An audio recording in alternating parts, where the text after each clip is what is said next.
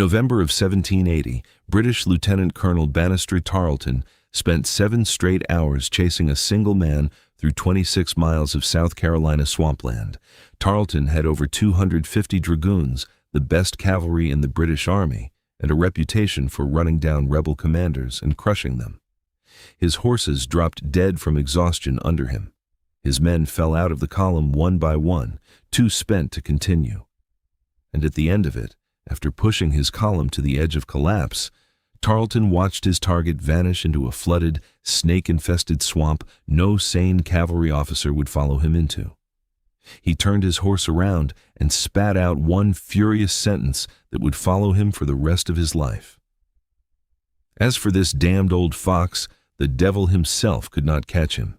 The man he could not catch was a 48-year-old militia colonel named Francis Marion, a small, sickly, unremarkable-looking planter who had broken his ankle jumping out of a window on the 2nd floor just months earlier.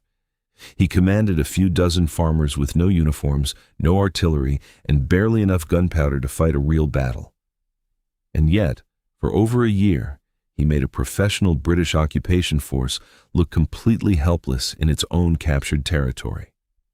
So how did this man, with almost nothing, become the single most frustrating problem in the entire Southern theater of the American Revolution? To understand how Francis Marion became the Swamp Fox, you have to understand how badly the war was going for the Americans in the spring of 1780. The British had spent years grinding through an indecisive war in the north, and by 1780 they shifted strategy south, betting that the southern colonies were full of loyalists who only needed cover to rise. Crush the Continental resistance, hand the rest to loyalist militia, and the war ends itself. On the 12th of May, 1780, that strategy appeared to be working.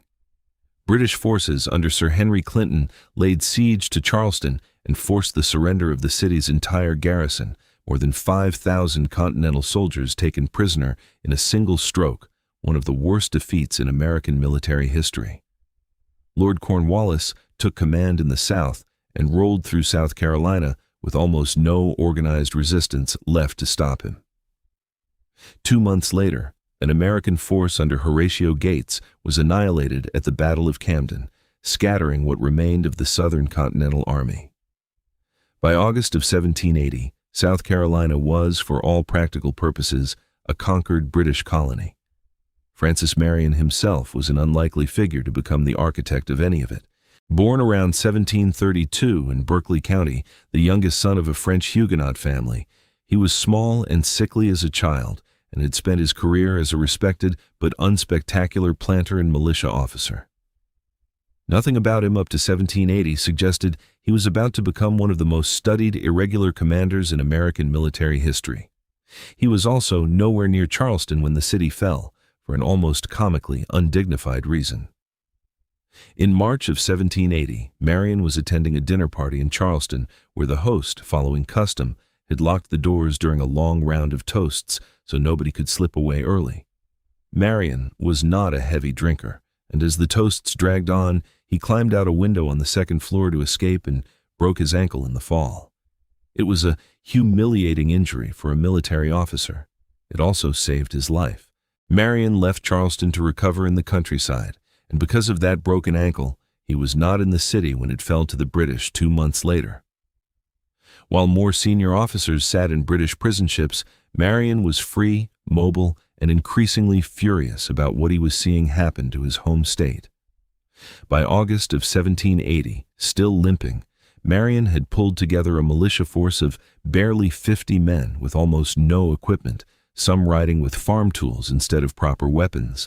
They were, by any conventional standard, not a real fighting force. But Marion had something his opponents did not, drawn from the Anglo-Cherokee War he had fought 20 years earlier. The Cherokee had not fought in open lines the way European armies did. They struck from concealment, hit hard and fast, and disappeared before the enemy could organize a response. Marion understood that in this terrain, against this enemy, conventional warfare was a losing strategy. Guerrilla warfare was the only one that gave him a chance. His first real demonstration came almost immediately. In late August of 1780, Marion learned that a British detachment was holding more than 150 American prisoners captured at the Battle of Camden, marching them toward imprisonment near the Great Savannah, close to the Santee River. Marion took roughly 50 men, used the dense foliage along the riverbank to approach undetected, and launched a surprise attack directly into the British camp. The guards never had a real chance to organize a defense. Marion's men freed all 150 prisoners in minutes and vanished back into the swamp before any reinforcement could arrive. It was a small action by the standards of conventional battle, but it was also a message. 3 months after Charleston fell, with the state supposedly pacified, a militia force had appeared out of nowhere, struck a British operation in broad daylight, and disappeared without a trace. What followed over the next 2 months was a string of similar engagements that built Marion's reputation into something approaching legend among the people of the Carolina Lowcountry. At Black Mingo Creek in September of 1780, Marion's militia ambushed a force of Loyalist troops, muffling their horses' hooves with blankets to cross a bridge silently before launching a surprise night attack that scattered the enemy. At Tearcoat Swamp the following month, he repeated the formula almost exactly, striking a Loyalist camp at night and routing them before they could mount any coordinated resistance. Marion's tactical pattern was simple and devastatingly effective. Move at night. Strike fast, usually at dawn or in darkness when the enemy was least prepared.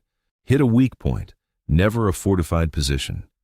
And retreat immediately into terrain the British could not follow, the swamps and river bottoms of the Pee and Santee that Marion and his men knew intimately, and the British did not know at all. This is the part conventional military thinking of the era could not account for. British regulars were trained to fight set-piece battles, lines of infantry exchanging volleys in open fields. Marion refused to ever give them that fight, never trying to hold ground or win a battle of attrition he could not win and did not need to. His objective was never to destroy the British Army in the South. It was to make occupying South Carolina so exhausting and so expensive that the British position became unsustainable. Every supply wagon his men ambushed, every Loyalist militia he scattered, forced Cornwallis to divert resources and attention from his larger campaign. Cornwallis himself eventually admitted as much, observing with evident frustration that Marion had so wrought the minds of the people that there was scarcely an inhabitant between the Santee and the Pee not in arms against the British. A militia colonel with 50 men had become, in the eyes of the British commander in the South, a strategic problem on the scale of an entire army. By November of 1780, Cornwallis had seen enough. He ordered one of his most aggressive officers, Banastre Tarleton, to take his British Legion and end the Marion problem permanently. Tarleton was the same commander whose dragoons had spent the previous 6 months running down and crushing one senior American officer after another, men far more experienced and better resourced than Marion. Cornwallis told him directly that he most sincerely hoped Tarleton would, in his words, get at Mr. Marion. Tarleton welcomed the assignment, certain this would be no different from his previous victories. What followed in early November of 1780 was one of the strangest and most consequential chases of the entire Revolutionary War, a several-day game of cat and mouse across the South Carolina backcountry. Tarleton moved south from Camden with his legion, hunting for Marion's camp based on rumors and scattered intelligence. Marion, meanwhile, had positioned himself near Nelson's Ferry, planning an ambush of his own against a British supply column. Both commanders were simultaneously hunting each other through the same stretch of country. Marion laid an ambush at one crossing point and waited through the night, expecting Tarleton's column to pass through. Tarleton, sensing the danger, pulled back instead. Marion then advanced to within 3 miles of Tarleton's own camp, intending to strike first. This is where Tarleton showed he was just as capable of deception as the man he was hunting. Knowing Marion's preference for night ambushes, Tarleton spread a rumor that his main force had withdrawn toward Camden, sent out patrols instructed to act careless and abandon campfires with food still cooking, and lit bonfires at a nearby plantation to look like the home of a respected patriot family was being burned, a provocation meant to draw Marion into an attack. Then he hid his actual force of roughly 400 men in the surrounding woods and waited. Marion very nearly took the bait, believing the British were destroying a revered family's home, and began moving toward what he assumed was an undefended target. It was, in reality, a trap built to exploit his own instincts against him. What saved Marion was intelligence, the same thing that had built his entire campaign. A local source warned him before he rode into the ambush, and he broke off the advance just in time. From there, the engagement turned into a full chase. Tarleton pushed his legion hard, driving cavalry, supply wagons, and 2 pieces of artillery at a pace that began killing his own horses. Marion led him on a deliberately winding route north through Jack's Creek, across Sammy Swamp, down through the Pocotaligo region, using terrain his men had grown up navigating, and that British cavalry, built for open field charges, had never trained to operate in. For more than 7 hours across roughly 26 miles, Tarleton pushed his column to the breaking point, his riders losing their mounts and trotting along on foot rather than abandon the pursuit. With Marion's trail leading into the flooded, nearly impassable terrain of Ox Swamp, Tarleton's scouts reported the obvious truth: there was no way to follow him in there. Tarleton gave up, and in his frustration, he delivered the line that would outlive every battle he ever fought.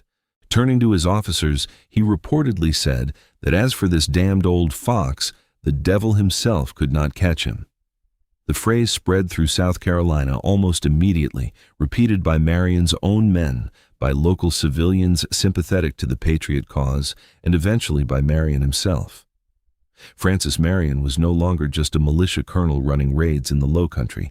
He was the Swamp Fox, and the name carried an implicit admission from his enemies that their best cavalry commander, with every advantage of training, equipment, and numbers, could not catch him on his own ground.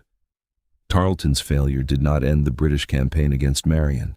If anything, it made it more vicious. Unable to catch Marion himself, Tarleton turned his frustration on the surrounding civilian population, burning houses and destroying crops in an effort to punish anyone who might be sheltering the Patriot militia.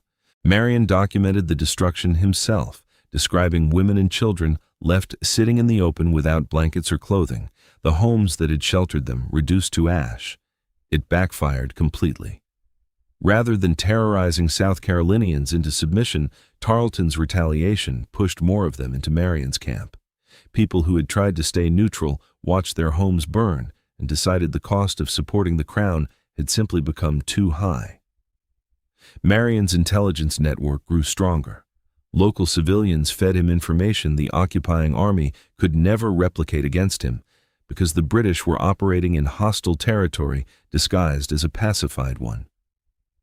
Through the winter of 1780 and into 1781, Marion established a base camp on Snow's Island, deep in swamp country, where the PD River offered both protection and mobility.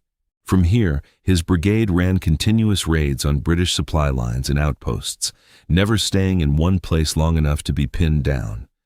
His men lived on whatever they could forage, with sweet potatoes roasted over open fires becoming something close to a staple. One story from this period became one of the most repeated of the war. A British officer arrived under a flag of truce to negotiate a prisoner exchange, and afterward, Marion invited him to share a meal of roasted sweet potatoes, the only food in camp. The officer, struck by the resolve of a force with so little, was reportedly so moved that he later switched his allegiance to the American cause. Whether every detail survived the retelling intact is impossible to verify 2 centuries later, but it captures something true about Marion's brigade. This was a starving handful of farmers who simply refused to quit, and that refusal terrified an empire. In 1781, Marion's role shifted from independent raider to coordinated partner. Major General Nathaniel Greene took command of the Southern Continental Army and immediately recognized the value of what Marion had built, using his knowledge of the terrain and his intelligence network to support a broader campaign to retake South Carolina piece by piece. In April of 1781, Marion joined Lieutenant Colonel Henry Lee, known to history as Light Horse Harry Lee, to lay siege to Fort Watson, a British outpost on the Santee River. With no artillery to bombard the fort's high ground, Marion and Lee's men built a wooden siege tower called a Mayhem Tower, tall enough to fire down into the British position. The garrison surrendered on the 23rd of April. A month later, the pair repeated the formula at Fort Mott, forcing another garrison to capitulate and compelling the British to abandon Camden entirely. In August of 1781, Marion delivered one of the most elegant ambushes of his career at Parker's Ferry. Acting on intelligence that a British and Loyalist force of more than 600 men under Major Thomas Fraser was moving to cross the Pompon River, Marion positioned his brigade of roughly 445 men in dense woods along the causeway leading to the crossing, then sent a small detachment forward to bait Fraser's cavalry into charging straight into the trap. Fraser's dragoons rode into a concealed firing line and were torn apart before they understood what was happening. The same formula Marion had been refining since the Great Savannah Raid nearly a year earlier, using terrain to hide, deception to provoke the enemy into committing, and letting a numerically superior force destroy itself against a position it never saw coming. The final major engagement of Marion's war came on the 8th of September, 1781, at the Battle of Eutaw Springs, the last significant battle of the war fought in the Carolinas. This was not a guerrilla raid. Marion fought alongside Greene's Continental Army in a large conventional engagement, commanding advance lines beside Brigadier General Andrew Pickens, as over 4,000 men fought for hours in punishing heat. Tactically, the battle was close to a draw, with the British technically holding the field. Strategically, it was a disaster for the Crown, as casualties were so severe that the army abandoned the interior of South Carolina entirely and retreated to the safety of Charleston, never to mount another serious offensive in the state again. Nathaniel Greene, writing to Marion just months before this final campaign, offered what may be the most accurate assessment of what Marion had actually accomplished, observing that history offered no instance of an officer maintaining control of a country under so many disadvantages, surrounded on every side by superior forces, and yet finding a way to elude every attempt to destroy him while keeping the hopes of an oppressed militia alive when all other relief seemed cut off.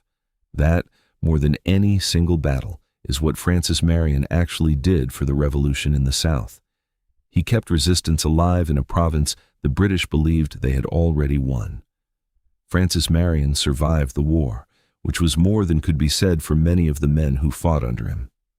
He returned to civilian life as a planter and South Carolina politician, served in the state assembly, and in 1790 helped write South Carolina's new state constitution. At 54, he married for the first time to a 49-year-old cousin named Mary Esther Vidot. Marion died on the 27th of February, 1795, at his estate at Pond Bluff in the same low-country landscape that had once hidden him from an empire's cavalry. His real legacy was never about the man himself. It was doctrinal. Marion's campaign is now studied as one of the foundational case studies in guerrilla and irregular warfare, the deliberate use of mobility, terrain, intelligence, and psychological pressure to neutralize a conventionally superior force without ever risking a battle on the enemy's terms.